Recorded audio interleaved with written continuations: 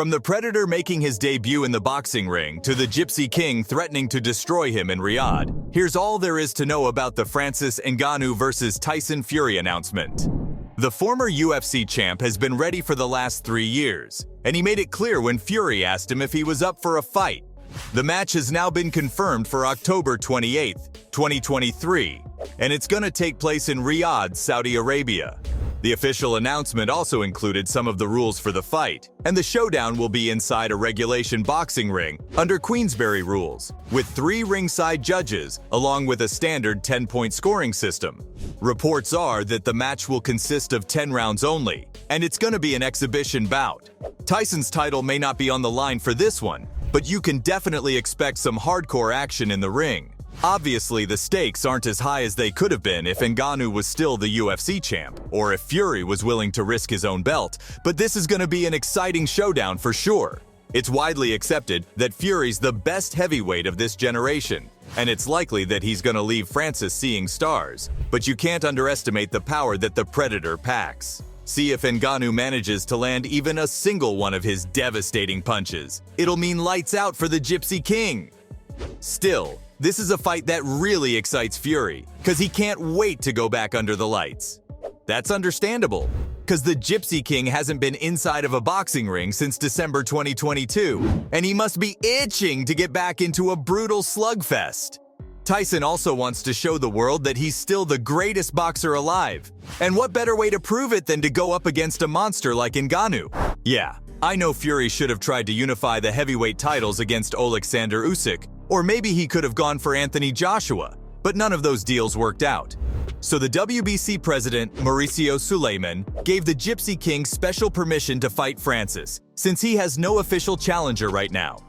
Ngannou and Fury really wanted to have a go at each other, and they even teased a fight back in April 2022, when the Predator stepped in the ring after Tyson knocked out Dillian Whyte in London. Fury said that Ngannou had been on his hit list for an exhibition match, and he was willing to make it happen in a cage or a ring with either boxing gloves or MMA ones. He just wanted to have a go at the former UFC heavyweight champ, and didn't care what rules it was under. But the negotiations died down for a bit, and most people thought it wasn't gonna happen.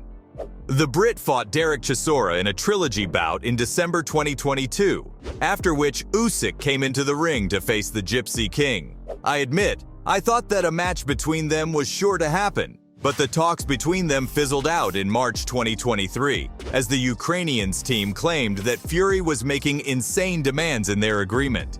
Whatever the reason was behind it, the fans were still disappointed that they weren't going to see the two face off. And for a couple of months, everyone forgot that Francis was waiting in line too.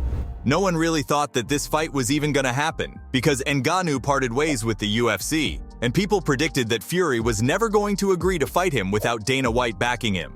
I mean, it sure does sound better if the headlines read that Tyson beat the UFC heavyweight champion, but somehow the Cameroonian fighter made it happen, and now he's finally going to pursue his childhood dream of boxing. All the analysts and journalists made fun of Francis when he said he wanted to box, which was one of the reasons he chose to leave the UFC. People doubted him at every turn, and even MMA legends like Daniel Cormier, Michael Bisping, and Chael Sonnen said that he made a mistake and that he should return to the UFC because he'll never get a better deal anywhere else.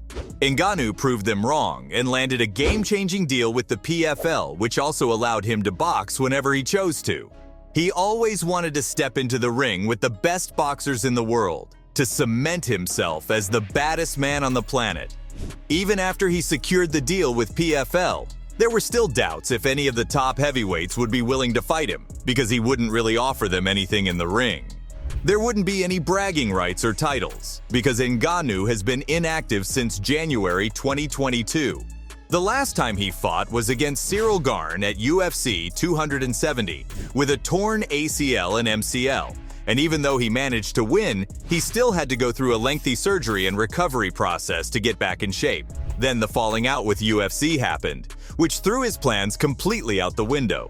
Boxing may be all Ngannou has on his mind right now, but he admits his love for MMA is never going away. The Predator said that he wants to get a few boxing matches under his belt before getting back in the octagon. Obviously, it's not going to be under the UFC's banner anymore, but he'll be fighting with the PFL by his side now. The president of his new promotional home confirmed that Ngannou's going to return to MMA, but it'll be in 2024 after he makes a name for himself in boxing. The PFL isn't as popular as the UFC, but they're looking to change that with Francis at the front. After making his boxing debut against the toughest heavyweight in the world, I can only imagine what Ngannou will pull next. I mean, the way he's setting himself up right now, I won't be surprised if Jon Jones retires from the UFC and fights the Predator. Ngannou is seriously on a roll, and I wouldn't put it past him to bring massive fights to his new promotion. The match against the Gypsy King is sure to skyrocket his value even further in both combat sports, and most of the community agrees with that. Belal Muhammad, the UFC welterweight contender, summed up his reaction with a simple "whoa." And Saidyokhub Kakramanov said that this was going to be a huge payday for the Predator. Chris Cyborg also reacted to the news, saying that she was happy to see Francis finally get the prize fight that he deserves. Even the PFL president, Don Davis, congratulated his new superstar, claiming that he stuck to his guns, ignored the negativity around him, and now he's getting what he's worth. Most of the fans were also happy to hear of Ngannou's boxing debut, but they doubt that he'll be able to match up against Fury in the ring. Usyk's manager, Aegis Klimas, wasn't happy with the news and called Tyson a joker for taking up this fight, especially after he sabotaged the title unification agreement with the Ukrainian. Much like Dana, he also thinks that this is nothing but a gimmick fight, but Francis had the perfect response to that. The Predator subtly named his boxing promotion Gimmick Fight Promotions, which is just hilarious. He didn't say anything else, but Ariel Helwani highlighted this, and they're now having a good laugh at Dana's expense. The UFC boss denied Ngannou's demands of a boxing match and said that he doesn't do gimmick fights. But at the same time, Dana was promoting the Power Slap League.